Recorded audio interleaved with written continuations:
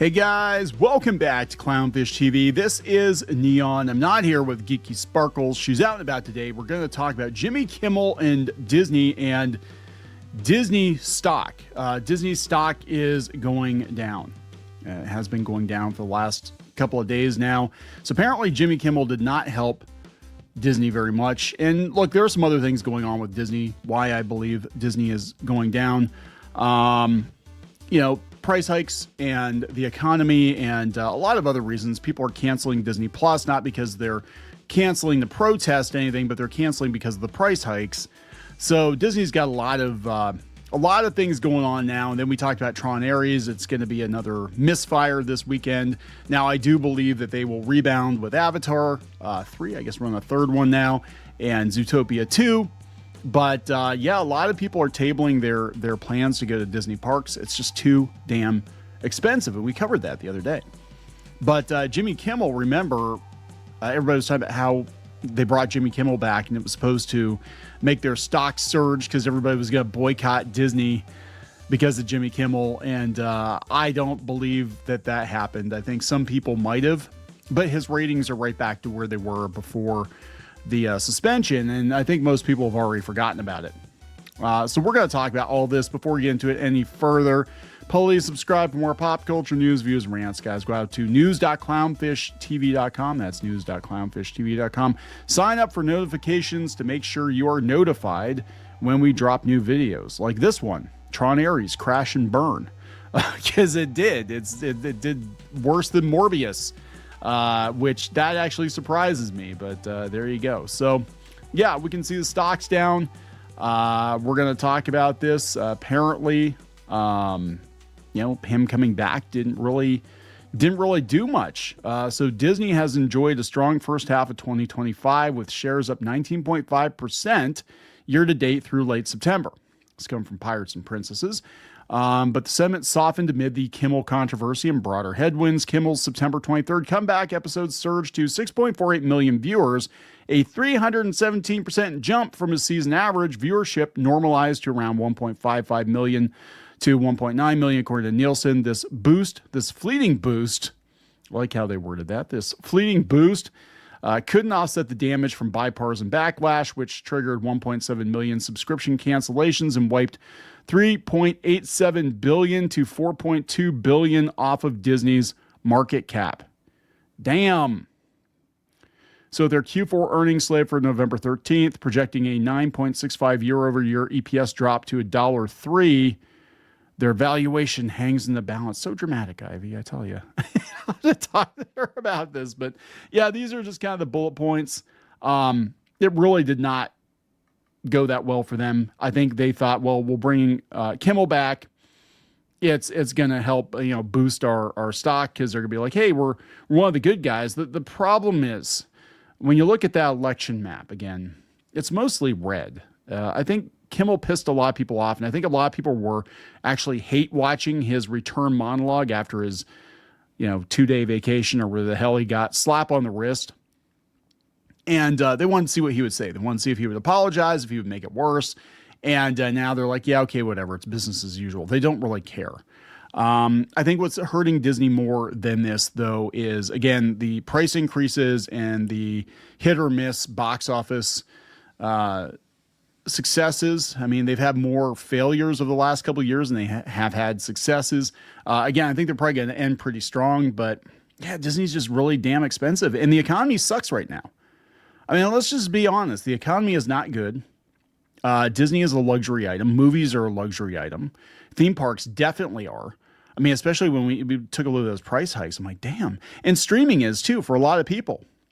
Right? If you don't watch a lot of Disney Plus shows, some people might have even forgotten they subscribed to Disney Plus, and they're like, you know what? I canceled it. I can live without it. And this has been happening, too.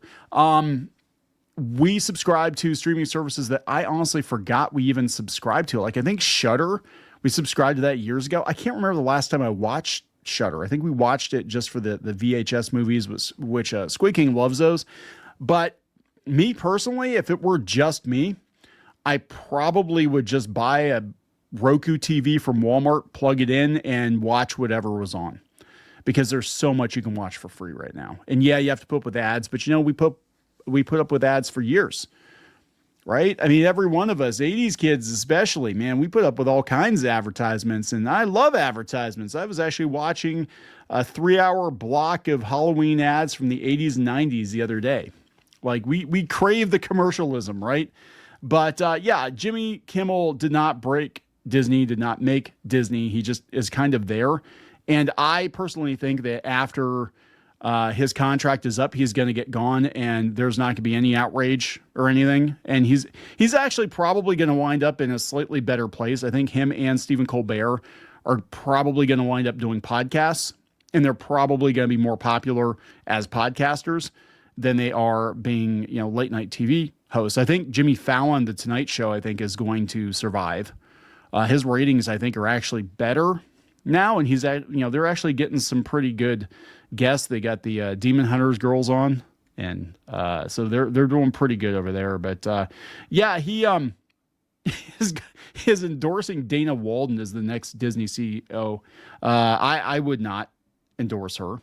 I think that she is probably the worst thing for Disney right now. She would be more Iger, but again, a worse version of Iger. And I don't think Disney needs that. I think if Disney's going to course correct, they're going to have to, kind of go back to what makes Disney Disney. And I think Josh D'Amaro of the candidates is probably the better pick. And I think they need to trim down. I think Iger's era was marked by just, going out and like buying everything, right? He went on a spending spree. He overpaid for a lot of stuff. Foxy way overpaid for. And I think they need to kind of come back down to earth and just be like, you know what? Let's just try being the best Disney we can be. Let's just try that once. Let's just try being Disney instead of the Borg and see what happens. But Jimmy Kimmel said, let's see, where was this? An interview, screen time event in LA. He said, I happen to love Dana Walden very much. I think she's done a great job. It'd be foolish to say otherwise as she heads up Disney and ABC television. That's true. I think what happened over the last 3 weeks was very unfair to my bosses at Disney. I don't think anyone should ever be put in a position like this. It's insane, and I hope that we drew a really, really bold red line as Americans about what we will and will not accept, and really hope that that's what comes out of all that. Now, he's talking in regards to his very short suspension, but it wasn't real. I mean, it was Disney's call, but the advertisers were pulling. Nexstar and Sinclair would not run his show because of his comments about Charlie Kirk and trying to tie the shooter to MAGA. I don't think Jimmy Kimmel's the brightest bulb in the box, right? Because we did another video on him a while ago talking about, he didn't know where the money came from for his show. He just knew that they kept paying him, so it must be successful. And I would argue that no, actually it isn't. They're subsidizing your show with profits from other parts of the company or, other shows that actually do perform that bring in ad revenue.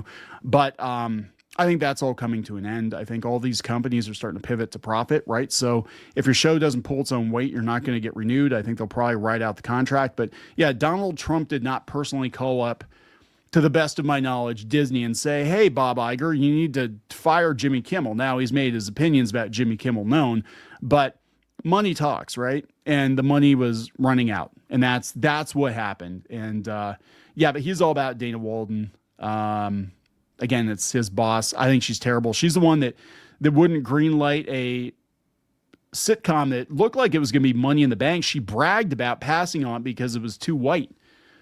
I'm like, you just told investors, you just told the company that you passed on what could have been another massive hit for you guys because it was too white, because of identity politics. And you think that shareholders are going to be okay with that? That like, oh, you don't want to make money? You don't want to make money. Okay, so you're going to put identity politics over money. Okay, that's good to know. Yeah, I don't think she's going to get the gig. But we'll wrap up with this here. Jimmy Kimmel says his Charlie Kirk comments were mischaracterized. Well, he tried to blame MAGA for the killing of Charlie Kirk. And, at that point, they already knew it definitely wasn't a MAGA person. But let's see what they have to say. This comes from USA Today. Jimmy Kimmel's looking back on the comments that led to his controversial suspension that everybody has already forgotten about, right? During an October 8th conversation at Bloomberg Screen Time, he said his remarks about the killing of Charlie Kirk prompted Disney-owned ABC to temporarily suspend the show. They were deliberately misconstrued by his critics. It was intentionally and I think maliciously mischaracterized. Unlike the things that these late-night talk shows hosts with clear left-wing bias do, they make sure they're always in search of truthiness, right? They're always telling the truth. Kimmel went on to call the situation very unfair to bosses. Yeah, this is where he talked about Dane Walden. He said he didn't think there was a big problem with the comments at first, explaining, I saw it as a distortion on the part of some of the right-wing media networks, and I aimed to correct it. But he noted the days between his suspension and return gave him time to understand where everyone was coming from. Yeah, gave me time to understand where the money comes from. Right? It comes from the advertisers and the affiliates. And if you piss them off, Jimmy, you don't get paid. I can sometimes be reactionary, he said. I can sometimes be aggressive. I can sometimes be unpleasant. Having those days to think about it was helpful. Go sit in the corner, Jimmy. Put this pointy hat on while you're at it. Jimmy Kimmel Live was suspended in September after he said that the MAGA gang was desperately trying to characterize this kid who murdered Charlie Kirk as anything other than one of them, doing everything they could to score political points from it. Of course, since then, we found out that he was a trans-adjacent furry. Even though he was raised in a MAGA household, he definitely was left-wing. Believe he has ties to Antifa. Last time I checked, I don't know. It's, hasn't gotten to trial yet. But yeah, he's definitely not part of the MAGA gang, Jimmy. And this keeps happening. This keeps happening. So anyway, we're gonna wrap this up. There we go, guys. Bringing Jimmy Kimmel back did not help Disney at all. Nobody cares. So please subscribe for more pop culture news, views, and rants. Guys, we'll talk later. For more pop culture news, views, and rants, go to news.clownfishtv.com. That's news.clownfishtv.com.